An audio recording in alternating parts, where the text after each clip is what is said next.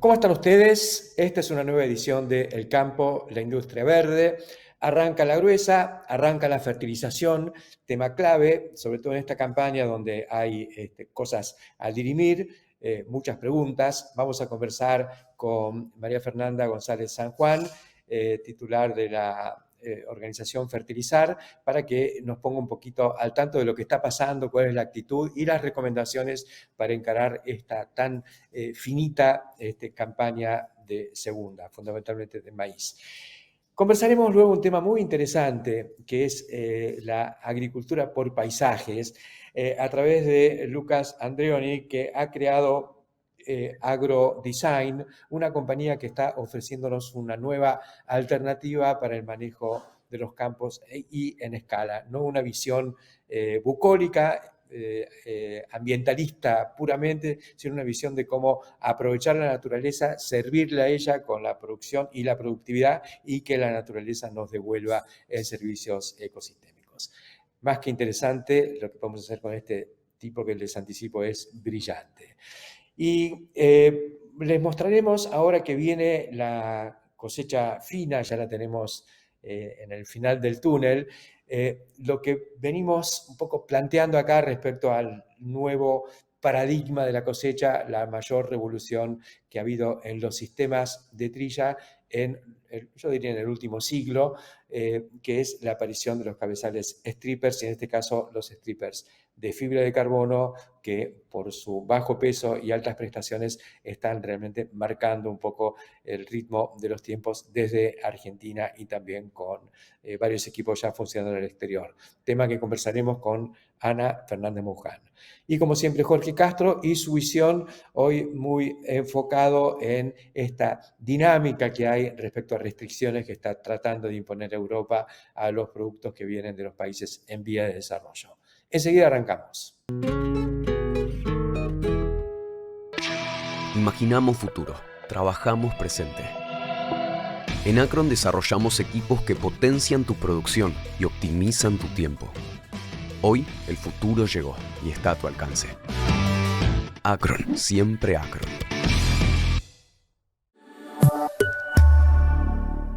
Aceitera General Dehesa. Acopiamos confianza. Tenés un agronegocio y querés expandirte. Tenés que cobrar, pagar e invertir. Tenés la app Galicia Office. Tenés que comprar maquinaria y hacienda. Tenés financiaciones pensadas para tu negocio. Tenés atención 24/7. Tenés Galicia.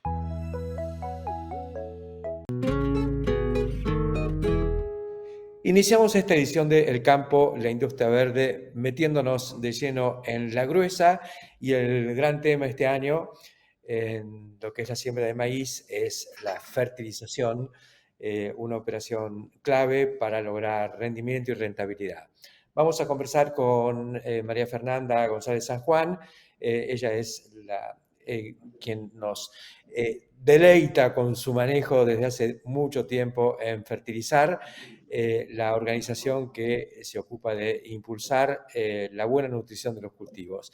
Y queremos ver un poquito cómo estás observando esta campaña, cuál es la actitud de los productores y la recomendación que surge desde Fertilizar. Bueno, la verdad es que siempre cada campaña tiene su desafío, ¿no? Argentina no nos deja una campaña igual a la otra. Está manejamos biología, entonces ninguna campaña es igual a la otra. Con lo cual, con el maíz hay mucha expectativa. Venimos de una campaña dura de maíz porque hemos tenido este problema con chicharrita, entonces hay mucho productor que está como muy alerta. Está pensando muy bien qué hace, está analizando bien qué pasó en su región, lo que tiene que ver con manejo de plagas son desafíos, entonces todo lo que pasó con la chicharrita nos dejó heridos. Y veníamos Sí, heridos de la sequía. Entonces, la verdad es que en los lugares donde podamos va a ser una campaña de revancha para el país. Y claro, ahí es donde hay que sentarse a analizar bien los números.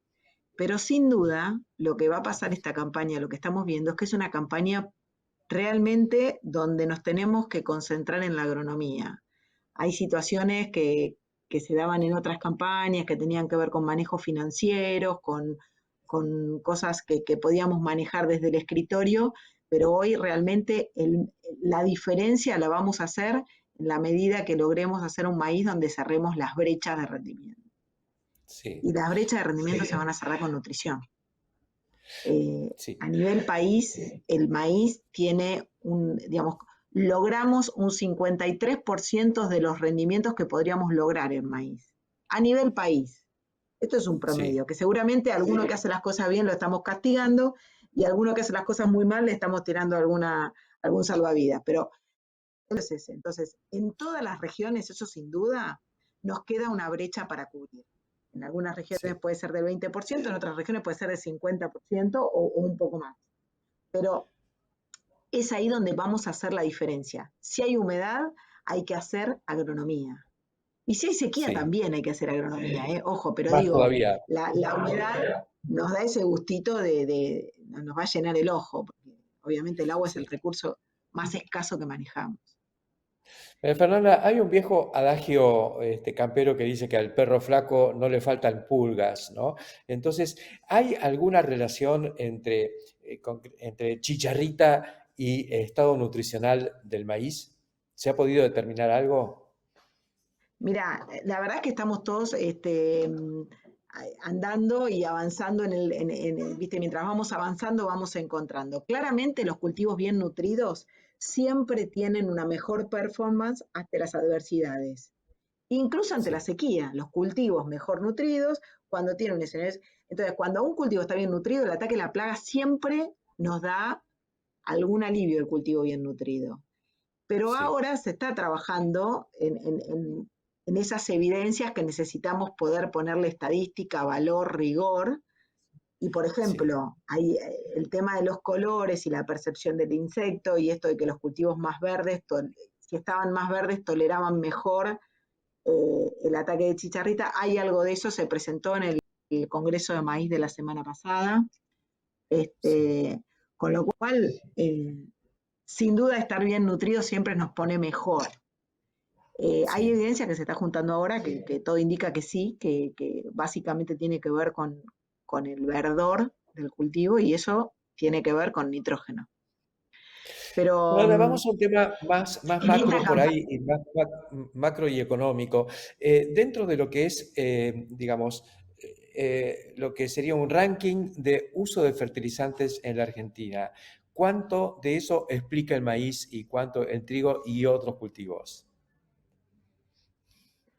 bueno, el maíz y el trigo son claramente los cultivos que explican el mayor uso el mayor volumen de fertilizantes. Sí, Podemos, podemos inferir que el maíz puede estar por arriba, depende de la cantidad de hectáreas sembradas, claramente, es sí, directamente proporcional. Pero podemos inferir que estamos cerca digamos, de todo el fertilizante que se despacha y cerca de 1,5 millones puede estar yendo para maíz. Eh, un millón, pero hay un algo millón y medio importante que me sobre. gustaría destacar, Héctor, esta Sí, campaña es, por un lado tenemos, cuando un productor decide que va a sembrar trigo, tiene que pensar en la estrategia de nutrición. Es impensado sí, hoy hablar de maíz, dije trigo, ¿no? Bueno, sí, quise hablar de maíz. está bien, lo mismo. Cuando uno piensa en maíz, es impensado hablar que no lo vamos a nutrir. Lo mismo el trigo igual. Esto le valía igual Sí, al trigo. sí, Porque son gramíneas, que tienen requerimientos altos de nutrientes en lapsos de tiempo muy cortos. Entonces, no le va a alcanzar el nitrógeno que yo tenga en el suelo, ni el fósforo, ni el azufre, para poder cubrir los requerimientos en la etapa en que lo demanda. Bueno, entonces, siempre que piense en sembrar maíz, tengo que pensar en la estrategia que lo va a acompañar.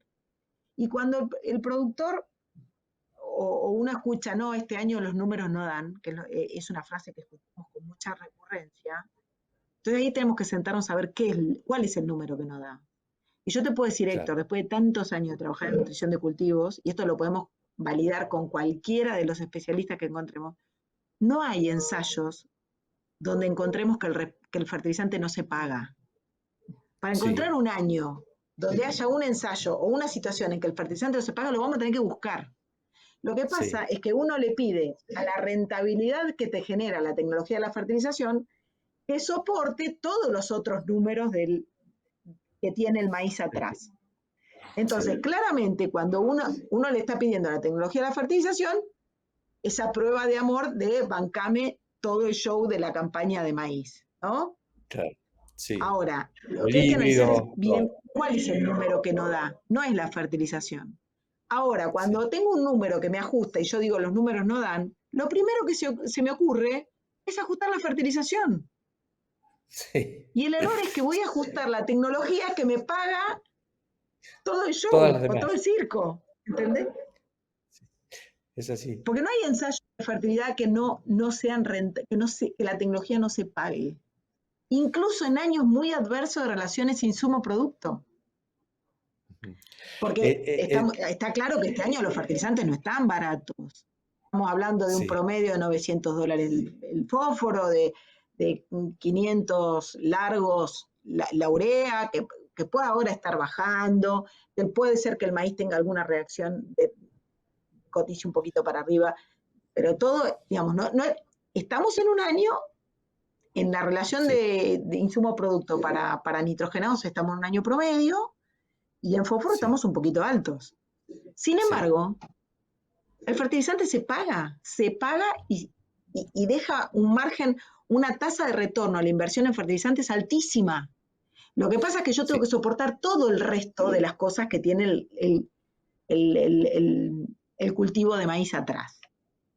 está clarísimo. O sea, es que Ahora, si lo que... un dato, sí, un dato aleccionador de estos días, he hablado con un par de productores bien de punta y me empezaron a preguntar si en lo personal quería mi opinión, y no la tengo porque no estoy tan metido en eso, hay algunos otros nutrientes que podrían estar faltando, que empieza a percibirse alguna deficiencia de potasio, que puede haber micronutrientes de los que todavía sabemos poco y que eso haría por ahí a la diferencia que hay entre los topes que se pueden conseguir o que consiguen algunos productores en el Corn Belt y lo que estamos consiguiendo nosotros entre los productores de punta. ¿Qué están evaluando ustedes en fertilizar? Sí, bueno, a ver, cosa básica, ABC es nitrógeno, fósforo, azufre. Eso, Sí, eso es, digamos, estamos hablando de la base. Eso no nos puede faltar porque si no, ahí todo lo que hablemos después de eso, si no lo tenemos sí, corregido, no tiene ningún sentido. Pero una vez que resolví nitrógeno, fósforo y azufre, tengo que sí o sí pensar en zinc, pero sí o sí, porque hoy te diría el 80% del área agrícola que se le va a sí, poner algo de maíz está bajo los límites de respuesta de zinc. qué notable. Entonces, zinc, infaltable, boro en muchas regiones, y después potasio, que yo lo nombro junto con los micronutrientes, pero ojo, el potasio, la planta requiere grandes cantidades de potasio. Lo que pasa es que Sí, nosotros estamos acostumbrados de que en el suelo tenemos, bueno, ojo, porque hay regiones muy claras donde ya el potasio está al nivel del azufre. Después hay algunas están apareciendo los temas de magnesio, de calcio, pero yo te diría nitrógeno, fósforo, azufre, zinc y boro, lo tenemos que tener en el manual, potasio en las zonas donde está habiendo ya evidencia de que falta potasio y monitorear calcio y magnesio. me Pero el acuerdo ahora cultivo de que, maíz sí, es un cultivo que siempre nos muestra, nos responde, es el cultivo muy amable, ¿entendés? Todo lo que haces en maíz, todo se nota, porque expresa sí, todo. sí. Es así y es notable porque también estaba leyendo en estos días un productor en Estados Unidos que mostraba su lote de maíz fertilizando con bosta de cerdo con los purines y demás, y mostraba una exuberancia fuera de lo común. Y bueno, Sí. eso nos está mostrando que nos están faltando cosas. Bueno, a ver, lo que suele pasar con esos residuos, como las heces, he trabajado bastante en eso, es que tienen de todos esos micronutrientes. Entonces, ese productor en esas heces puso nitrógeno, puso fósforo, porque las heces tienen altos contenidos de fósforo, y puso un montón de micronutrientes que están en Sí, ese jugo, en ese sólido, están. claro. En cambio, Y sí, cuando lo porque pongo como fuente de fertilizante mineral, lo tengo que dosificar. seguro. Sí, eso es Pero al bulto, pero los claro, purines por eso son muy buenos. Y cuando están hay que aplicarlos. está bueno, creo que es un buen demostrador de que, bueno, entramos en la era de hilar fino sin abandonar esa visión estructural que es que los 3 o 4 fundamentales, a los que ahora se le suma algún otro, tienen que estar. Y después vamos por la puntada más fina. Muchísimas gracias, María Pero está Fernanda, por claro, contarnos. A ver, sí, decinos. no, está claro que una vez que uno va resolviendo los macronutrientes, que serían las cosas que se necesitan en grandes cantidades, empecemos con los micro, porque los micro necesitan pocas cantidades, pero son muy importantes. Hay respuestas de 1000 kilos en zinc. Entonces vos podés encontrarte con ese productor que hace más o menos todo bien, y si no metió zinc, se está perdiendo 1000 kilos. Está bien, llegó una nueva época para la agronomía, como dijiste al principio, así que me parece No, y nos fantástico. va a dar placer, porque en definitiva es lo que más nos gusta hacer, agronomía. Así que yo creo que esta es una campaña para ir a jugarla al lote, tener un buen diagnóstico, porque todo lo que era más especulativo, este año ya no está, Sí, está ya no clarísimo. está. Este año, ¿qué nos conviene? Mira, el otro día pensábamos, ¿no? Yo me encontré con muchos productores en el Congreso de Córdoba, que estaban muy preocupados por el tema del impuesto país, que realmente es un Sí, impuesto distorsivo, había que resolverlo, hay que terminar de sacarlo en diciembre, creo que el 23 de diciembre termina el 7,5 que queda. Bueno, la sí, verdad que era un problema. Ahora, cuando nos preocupamos mucho por ese 10% que en realidad había que ver cuánto se va a trasladar a producto, eso todavía lo estamos evaluando, pero cuando tenés un 30% de brecha, mm, ¿dónde sí, ponemos la energía? ¿La ponemos en ese pedacito del impuesto país? Que obviamente hay que ir a reclamarlo, hay que hacer ruido, hay que decirlo, o lo ponemos en el 35% de la brecha. ¿Dónde ponemos nuestra es así. energía? En la brecha, Y como además nos gusta siempre. más, el campo nos gusta más que el escritorio. Es así. Muchas gracias, María Fernanda. Será hasta prontito. Auspicia Chomel, para su fertilizadora destinada a microgranulados y sembradora de pasturas línea Spin. Chomel. Una vez que arrancamos, no paramos. Imagina poder crecer sin límites. Y pesa Silo. Si lo imaginamos, podemos. Este invierno, dale a tu cuerpo la energía que necesita disfrutando del sabor de la mejor carne del mundo. Encontrá las mejores recetas en www.carneargentina.org.ar. Surcos, agroinnovación en red.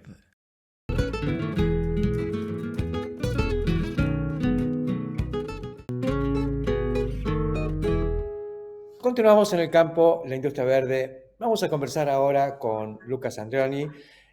Lucas es un personaje de la agronomía que está recreando la manera de ver el campo.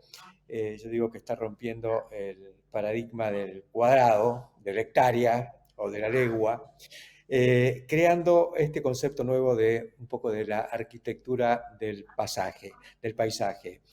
Pero vamos a dejar que sea él quien nos explique lo que está haciendo desde agrodesign, que significa justamente esto, rediseñar el paisaje con una mirada productivista. Estamos muy lejos de lo bucólico con esto, pero va a ser Lucas quien nos lo va a contar. ¿Cómo estás, Lucas?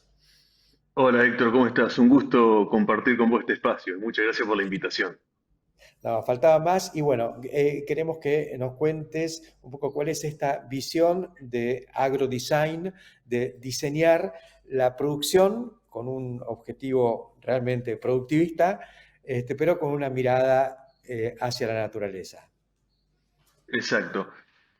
Con agrodesign lo que estamos planteando, como bien decía, ¿no? Es romper muchísimos paradigmas que tenemos en la producción agropecuaria. Hay muchísima evidencia que habla de dos grandes, podemos decir que agrodesign hace dos grandes cambios. Uno es dejar de pensar de que los lotes son cuadrados, ¿no? La naturaleza no tiene lotes cuadrados. Las tecnologías de su momento llevaron a que tuviéramos que producir en lotes cuadrados, pues sabemos que esos son ineficientes en la utilización de los recursos. Entonces, pensar en esto y pensar en la oportunidad que tenemos como sector agropecuario de incorporar naturaleza, pensando en los servicios ecosistémicos. Hay mucha evidencia también que habla de cuanto más servicio ecosistémico, es decir, cuanto más servicio nos da la naturaleza a la producción, mejor esta producción, no solamente en cantidad, sino también en calidad. Y eso es lo que hacemos en agrodesign. Uno tiene que dejar de pensar de que estás produciendo en un lote, ¿no? Cuando uno habla que estás produciendo en un lote, enseguida se te viene a la cabeza soja, maíz, lana, leche.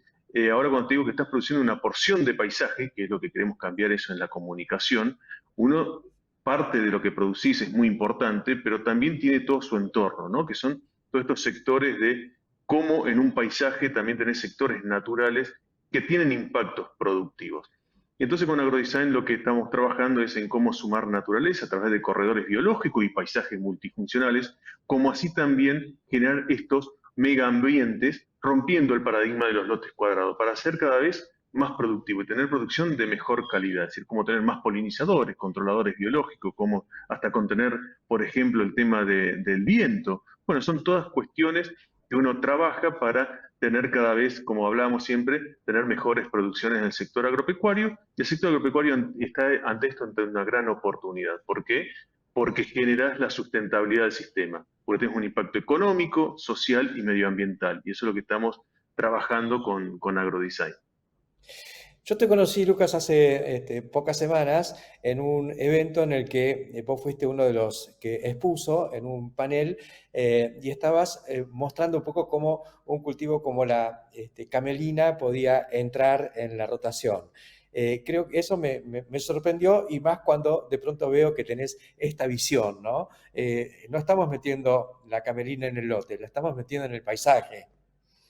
Exacto, exacto. Cuando uno habla, porque parte del manejo, a ver, cuando empezamos con todo esto, hoy junto a Lucas Garibaldi, que es mi socio en agrodesign, que es un científico muy reconocido a nivel internacional, que él estudia lo que es el tema de la biodiversidad y el impacto productivo. Fíjense cómo van de la mano, ¿no? Porque muchas veces disociamos esas cuestiones. Y cuando uno habla de rotaciones e intensificaciones, bueno, habíamos empezado hace muchos años que estamos trabajando con los cultivos de servicio. Bueno, la camelina es un cultivo que en invierno te empieza a generar, tener estos los lotes cubiertos, más floración, eso impacta sobre los polinizadores, el tener polinizadores impacta sobre tu producción. Entonces es un círculo virtuoso en el cual son todas cosas que se van sumando. Siempre digo que cada tecnología de procesos que vamos aplicando, porque esto estamos en la segunda revolución verde, que es la era de las tecnologías. Entonces las tecnologías nos ayudan a ser cada vez más sustentables y más productivos, ¿sí? Siempre digo que estamos en la mejor era de estas tecnologías. Y los cultivos de servicio, el tema de estos diseños de paisajes, son tecnologías de procesos en la cual se suman a un montón de manejo que vamos haciendo para tener esta rentabilidad cada vez mejor de los campos. Pero pensemos que somos empresas agropecuarias y siempre digo, qué bueno es saber de que uno siendo más sustentable puede ser más productivo y más rentable. Y van de la mano. Siempre te digo que hay que disociar, que siempre se tuvo en la cabeza que era ser sustentable no es rentable. Y estamos totalmente lejos de eso, porque cada vez que somos más sustentables, generamos mejores producciones y somos más rentables a nivel productivo, ¿no? Como esa oportunidad que tenemos como sector agropecuario. Es fantástico como lo te propones. El tema es la bajada a tierra. ¿Ustedes qué es lo que están haciendo así, en concreto? ¿Hay explotaciones que ya están manejando dentro de este esquema? Sí, nosotros somos una empresa muy joven, ahora en octubre, el 2 de octubre cumplimos un año recién, y cuando nos pusimos a trabajar y a pensar en todo esto, dijimos, bueno, ¿cómo será la devolución que vamos a tener del otro lado? ¿Cómo lo van a tomar los productores? Y la verdad que hay muchas empresas que están buscando cambios y se suman a estos cambios. Hoy ya tenemos 11 proyectos que están, es más, tenemos campo implementado. Uno puede ya ir y palpar estos corredores biológicos, estos paisajes multifuncionales en los campos. Entonces hoy tenemos 11 proyectos que son más de 15.000 hectáreas que estamos interviniendo, y hay 6 proyectos más que estamos en una parte de presupuestación que se van a sumar. Ya muchos en Argentina, ya tenemos uno en Paraguay, que está aprobado, y otro que estamos por aprobar en Uruguay. Entonces, cuando uno ve esto y cómo la gente, el productor se empieza a interesar, cada vez que nos escucha, dice, ¿cómo podemos ver esto? ¿Cómo podemos, si somos chicos, somos grandes? ¿Para qué? Esto es para todo el mundo. Tenemos, para que se den una idea, campos que van de más de 3.500 hectáreas. Tenemos un productor que tiene 300 hectáreas y lo implementó. Nosotros pensemos que también estos corredores se hacen con una lógica también de hacerlos en los sectores de que menos producción se tiene, donde a lo mejor hay que sacarse también ese paradigma en la cabeza, de decir, che, como productores generalmente sembramos sectores que muchas veces invertimos $500 por hectárea en insumos y en un montón y labores, y a lo mejor no recuperamos ni 200 ni 300. Entonces, che, no esperemos una renta directa de eso, queriéndole sacar un grano.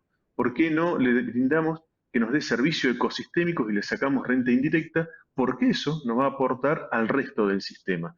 Y la verdad que hay muchos productores que empiezan a ver esto y empezamos a trabajar con ellos. Se me disparan un montón de inquietudes y preguntas. Esto es fabuloso, nos abre un mundo absolutamente nuevo, sobre todo en un país que ha independizado un poco la propiedad de la tierra respecto a quien la produce. Entonces está el desafío de convencer al productor y de que el contratista también se amolde a este modelo. No va a poder venir, sembrar, pensar en las cabeceras y más, va a tener que acomodarse de otra manera. Y el arrendamiento también valdrá en función de los distintos las distintas calidades de suelo. Exacto. Uno cuando se pone a trabajar esto, son las preguntas que se te vienen a la cabeza. Es decir, ¿cómo lo va a tomar el contratista? Y la verdad que estamos teniendo muy buenas respuestas. Y hasta nos están dando puntos de vista y soluciones a cuestiones que nos vamos encontrando. Y la verdad que eso te llena de satisfacciones. Lo que sí tenemos que saber es que cuando uno habla de cambios, hay cosas que tenemos que cambiar. Entonces, por ahí uno tiene que empezar a respetar esto de ver el tema de no tener derivas en estos corredores, de cómo se trabaja, pero se puede hacer tranquilamente y se puede llevar adelante. Y después muchas veces también nos pasa que te dicen, bueno, Lucas, pero el 60-70% de la superficie en Argentina es arrendada. ¿Cómo vamos a trabajar? Siempre digo, hay un 30% entonces que ya podemos trabajar directamente, y en el otro se vienen cambios. Hoy tenemos uno de los proyectos en el cual es sobre campo alquilado. ¿Por qué? Porque la gente que alquila su campo quiere conservar y mejorar su capital tierra. Y creo que también acá hay un propósito muy, muy de fondo, ¿no? De cómo empezar a mejorar el recurso más grande de nosotros que tenemos, el recurso suelo, el recurso ambiente. Siempre tenemos que pensar que la producción agropecuaria depende muchísimo de eso, depende de la calidad del suelo, de la calidad de nuestro ambiente para tener mejores producciones. Y a lo mejor se ha tenido cierto deterioro que con estos cambios de tecnologías, de proceso, lo cambiamos y fortalecemos. Entonces son cuestiones que se van a empezar a venir, y también son cosas que uno empieza a escuchar el tema de certificaciones, de bonos de carbono, de buenas prácticas agropecuarias, en el cual el productor está teniendo un reconocimiento. Bueno, seguramente en el muy corto plazo, estoy convencido de eso, los productos que salgan de estos campos van a tener un valor diferencial al resto, y va a llevar a que esto genere cada vez una mayor escala a nivel no solamente nacional, sino, me imagino, y estoy convencido que esto no va a quedar acá, sino que va a ser a nivel mundial, que vamos a lograr empezar a trabajar con todos estos sistemas. Me parece fantástico, con propuestas como esta seguro que podemos mejorar no solo la calidad, sino la imagen del producto que se produzca bajo este nuevo, como decís vos, paradigma. La verdad que un lujo conversar con vos, sos ingeniero agrónomo, muy formado y en tu evolución has ido plasmando esta idea de una nueva arquitectura del paisaje combinando la agronomía con el diseño.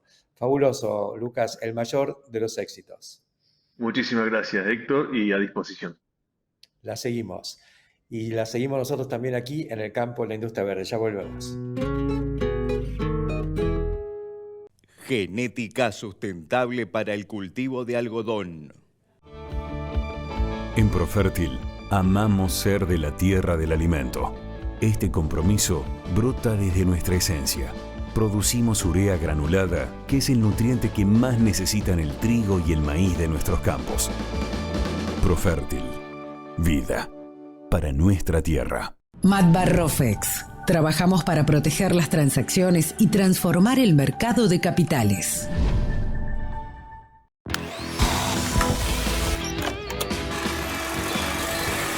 En STIHL innovamos con calidad, tecnología y servicio para inspirar tus momentos e historias. STIHL, la fuerza para crecer. Mi consejo contra las malezas de hoja ancha: anticipa la jugada con un herbicida que ataque todo el partido. El herbicida presiembra de mayor persistencia comprobada se llama Boraxor. La mejor defensa es el ataque. Nuevo Boraxor de Bass. We create chemistry.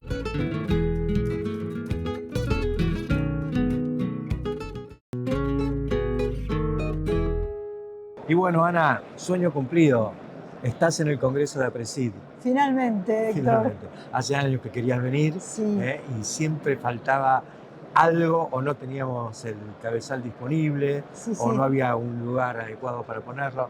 Acá estamos. Acá estamos, y por primera vez que se hace en la Rural de Palermo, o sea que estamos más cerca además, pero en un lugar invadido y explotado de innovación, de tecnología, de cosas interesantes.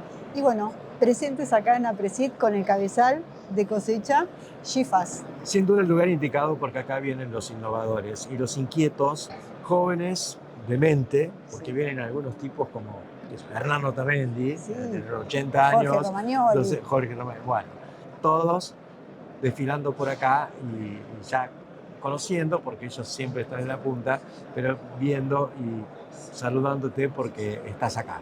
Sí, la verdad que es un placer recibir a todos, porque desfila gente que ya de APRESID de siempre, los nuevos, los jóvenes que ven la innovación y la captan rápidamente. Vos decís qué brillantes que son y qué avidez por la innovación. Y entonces pescan todo lo que uno les cuenta rápidamente, y es un placer hablar con todo el mundo. Bueno, algunos, mirá que estamos con esto desde hace tiempo, y siempre incorporando conceptos, ideas, más allá de la realización concreta, pero ver en qué paradigma estamos.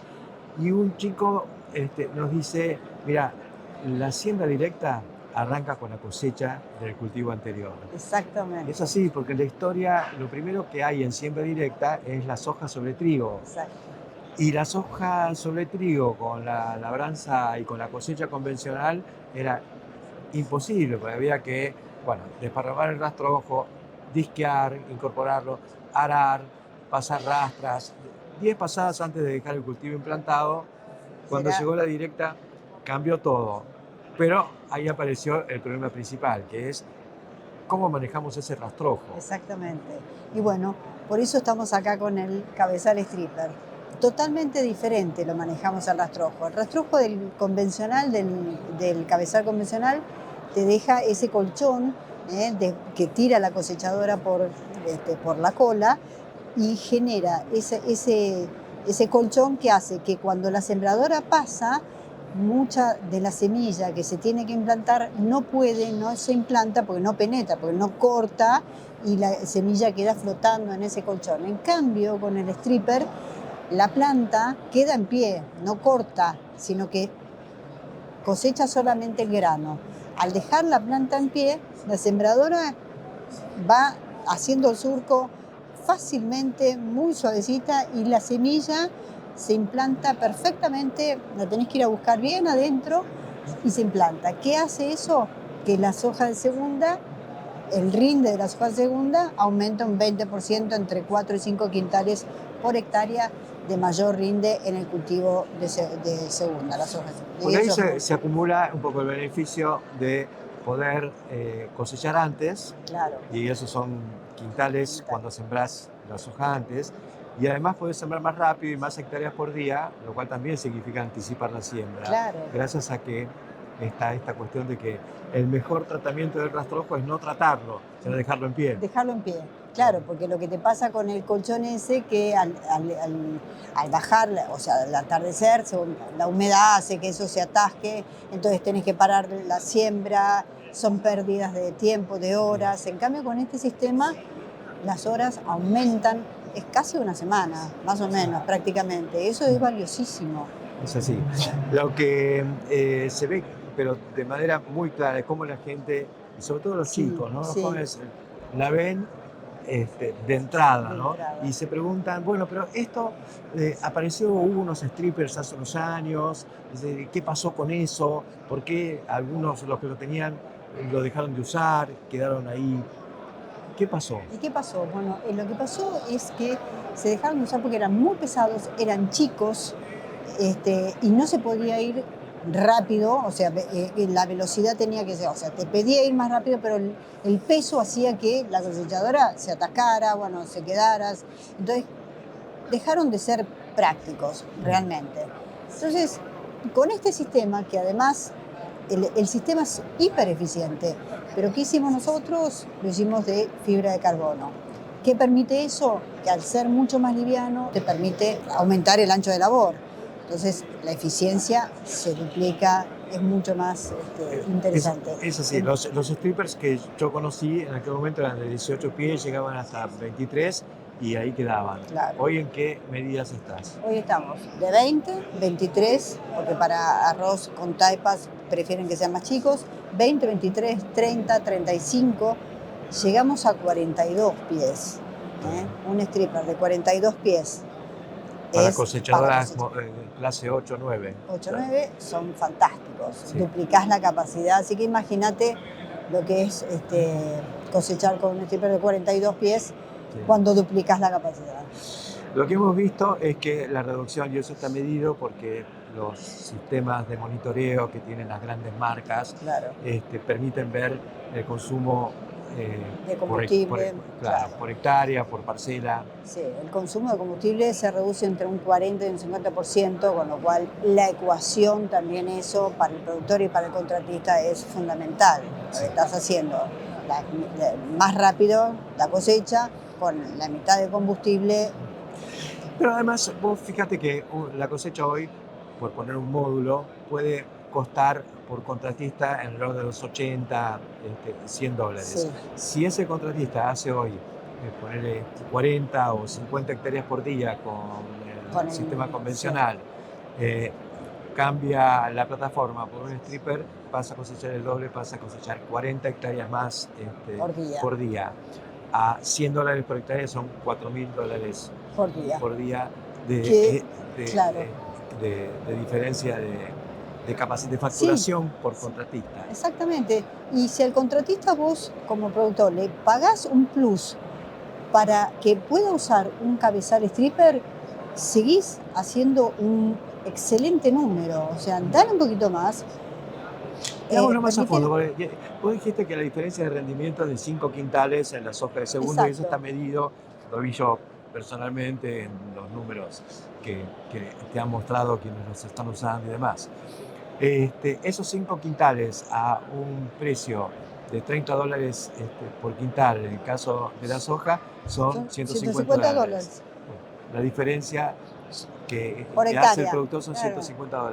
Si paga $15 más por la cosecha o $20 más, es el 10% del beneficio que tiene. Sí, sigue teniendo un beneficio enorme. Y el contratista gana, o sea, es win-win. Sí. Entonces hay que pensar un poco toda la ecuación, no solamente esa parte. Me parece ideal este concepto de que la siembra directa arranca con la cosecha. Sí. Y ahí lo más revolucionario que hemos visto, yo diría, bueno, yo no tengo 100 años, pero pronto los voy a tener, pero en 100 años de estar en esto, no he visto un cambio más revolucionario en los sistemas de cosecha que la incorporación del stripper. Exactamente, sí. Buenísimo estar acá, es el lugar indicado, Apresid, porque es la innovación, pero además es la siembra directa. Insisto, la siembra directa arranca con la cosecha con el stripper. Exacto. Y acá estamos en Apresid, compartiendo con todos ustedes esta innovación que es el cabezal stripper ultra liviano G-Fast. Así que, bueno, un nuevo aporte para Apresid y el campo. Agricultura argentina. Y del mundo. Y del mundo. Porque estamos exportando también al mundo. A Paraguay, Uruguay. Fantástico. Así que bueno. Somos Cestari. Somos pioneros y especialistas en tolvas autodescargables. Estamos presentando la línea S6, nueva generación en tolvas. Somos Cestari. Escribimos la historia, siempre junto al campo. La industria verde. Registramos a todos los trabajadores rurales y empleadores del país. Entregamos la libreta de trabajo rural Renatre. Somos el campo. Todos, absolutamente todos, tenemos algo en común: la tierra. En Syngenta asumimos el compromiso de liderar y compartir la iniciativa del cuidado de nuestro suelo y de sostenerlo en el tiempo. Por eso, cuando hablamos de transformar el presente, podemos sostener nuestra mirada. Syngenta. Somos sustentables y hacemos lo que decimos. Tolvas autodescargables Mainero. Eficiencia, agilidad en cada movimiento. Robustez con el equilibrio justo. Simple y versátil. El equipo de cosecha Mainero, el más completo del mercado. Superarse es posible.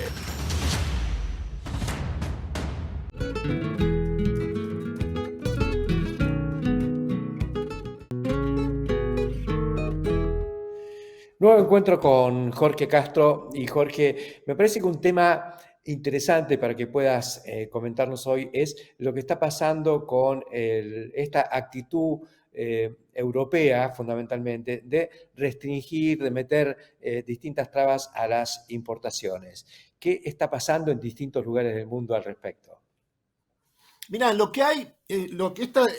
última traba que ha creado Europa, la Unión Europea, ha sido la de establecer un nuevo régimen de una denominada ley de deforestación que se aplica a todos los productos de los commodities agrícolas provenientes de los países emergentes, ante todo la cocoa, el café, el aceite de palma, que es un elemento fundamental para la industria de los cosméticos y que proviene en más de un 90% de solo dos países, que son Indonesia y Malasia, en el sudeste asiático.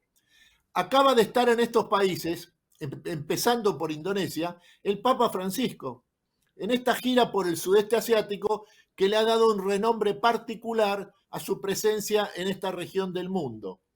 En este sentido, la ley de deforestación establecida por la Unión Europea, que se aplica a partir del 30 de diciembre de este año, establece un régimen en donde cada carga, por ejemplo, del aceite de palma proveniente de Indonesia y de Malasia al mercado europeo debe estar acompañada de una enorme carga de estadística, de trazabilidad, de prácticamente imposible cumplimiento, porque implica establecer millones de conexiones de la trazabilidad extremadamente compleja, imposible de encontrar, y en el caso de que se encontrara sería un altísimo costo para la producción de aceite de palma de soja, tanto de Indonesia como de Malasia.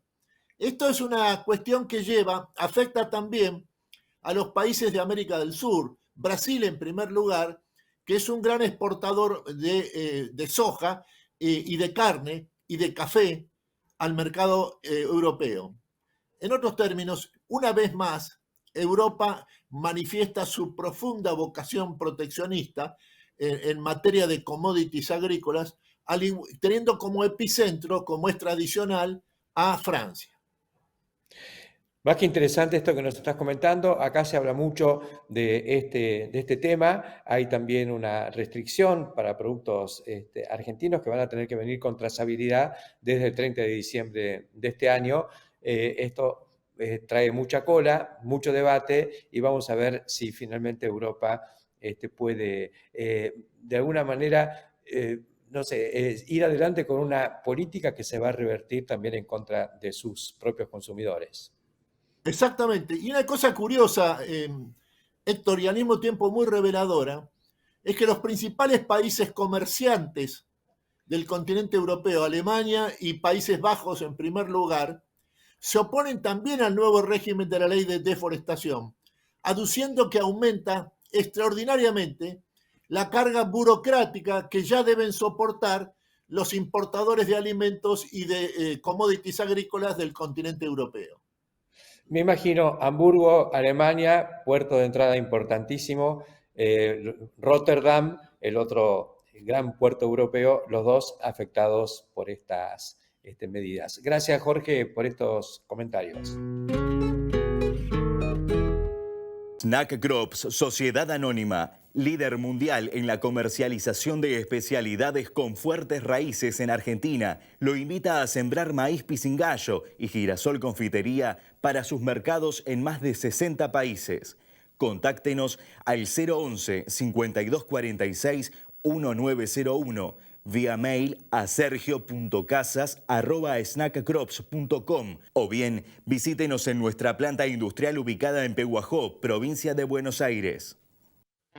El desafío está siempre en volver a intentar. Por eso en La Segunda aseguramos que todos los días puedas seguir. Tenemos la mejor cobertura para tu campo, para darte la tranquilidad que necesitas en todo momento. Asegura tus cultivos con la empresa líder en seguros agropecuarios. Ingresá a lasegunda.com.ar o consulta con tu productor asesor de confianza. Tu campo en buenas manos. La Segunda Seguros. Lo primero, sos vos.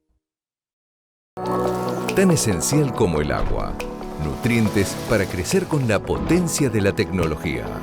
Todo el nitrógeno y el azufre necesario para un trigo sano, fuerte y parejo. Azufre residual en el suelo para asegurar la mayor rentabilidad en la soja siguiente sin necesidad de una nueva aplicación. Esta es la esencia de Solmix, la solución fértil de Bunge.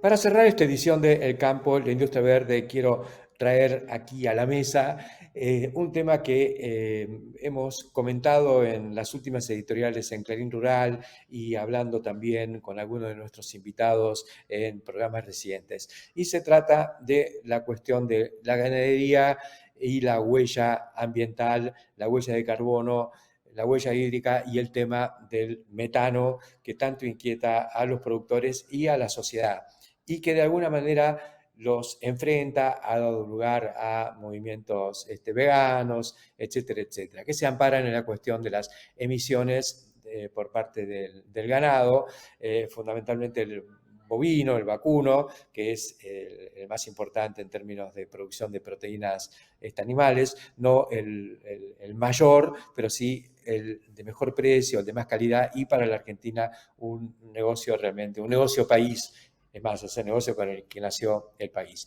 Bueno, ¿qué hay de cierto en todo esto? Los ganaderos en general, en todo el mundo, pero en particular desde la Argentina, se ríen y se niegan a esta cuestión del metano, diciendo, basados en algunos documentos científicos, que al final del día ese metano se convierte en CO2 y el CO2 se recicla a través de la fotosíntesis. Esto es estrictamente cierto. No vamos a comparar las emisiones de metano con las emisiones de la combustión de combustibles fósiles, pero cuidado, el metano dura, y es cierto, 10 años en la atmósfera, pero durante esos 10 años tiene un efecto 20 veces más deleterio, más de calentamiento global que el CO2. Está bueno que sea una buena noticia que se convierta en CO2 cuando todo el mundo combate o quiere combatir las emisiones de CO2. Pero bueno, el CO2 finalmente, si hablamos desde el sector agrícola, se recicla a través de la fotosíntesis. El metano no, el metano necesita convertirse en CO2. El tema es, ¿qué hacemos durante esos 10 años? ¿Podemos hacer algo? ¿Podemos reducir las emisiones de metano? ¿O simplemente vamos a tener que concederle en el largo plazo a los movimientos ambientalistas y a los veganos el derecho a que se anule o se cancele o que la opinión pública se convenza de que esto es detrimental para el medio ambiente? Creo que el camino correcto es reducir las emisiones.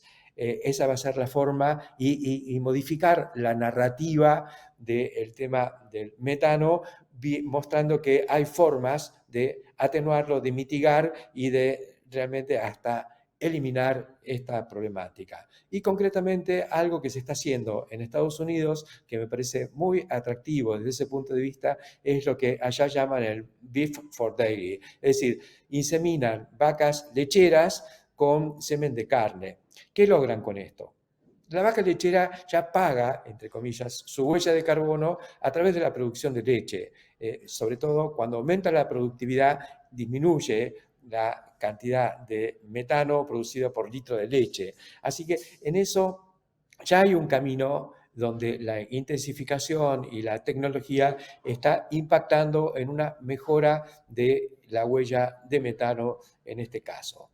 Pero ¿qué pasa? Si en los rodeos de cría tenemos que, primero hay un periodo de gestación de la vaca que coincide con el periodo de amamantamiento del ternero, pero ahí tenemos dos problemas. Ese ternero que va a nacer es parte del consumo de forraje que se convierte en ternero, en leche para el otro ternero que está al pie de la madre y en metano para la atmósfera. ¿Qué pasa si nosotros sustituimos a ese ternero de cría, esto en el plano de lo conceptual, ¿no es cierto?, por un ternero que nace de una vaca lechera? Y el costo de la gestación en términos ambientales es cero, porque a esa vaca que tiene que seguir dando leche el año que viene, hay que preñarla y tiene que parir un ternero o una ternera que va a ser vaquillona de reposición. Entonces, si nosotros hacemos un ternero de carne, podemos decir que en la gestación ese costo está absolutamente absorbido por la producción de leche y ya está pagado, o sea que tiene costo cero. Y después, durante la cría, cuando uno cría artificialmente al ternero de tambo, lo hace o con leche de descarte, que no va al mercado, o con sustituto lácteo, que tiene mejor huella que la leche en sí misma, y aunque nosotros no veamos la leche que le da el ternero, la vaca de cría, esa leche existe y es leche que podría ir al mercado, teóricamente, conceptualmente. Por algo, algunos decimos que el tambo es un rodeo de cría que se ordeña. Una cosa es mandar la leche al mercado en un tetrapack o en un sachet o en una botella, y otra cosa es mandarla a un ternero que está pastando al pie de la madre durante 6 o 8 meses. No tengo nada en contra de eso, solo que hay que medir la huella de esa cuestión. Entonces, estos terneros que se están generando a partir de semen desarrollado para la producción de carne y para combinar con el rodeo con la vaca lechera, nos está dando una alternativa realmente interesante. Lo están viendo en Estados Unidos, acá tendremos que también empezar a pensarlo. Hasta la semana que viene.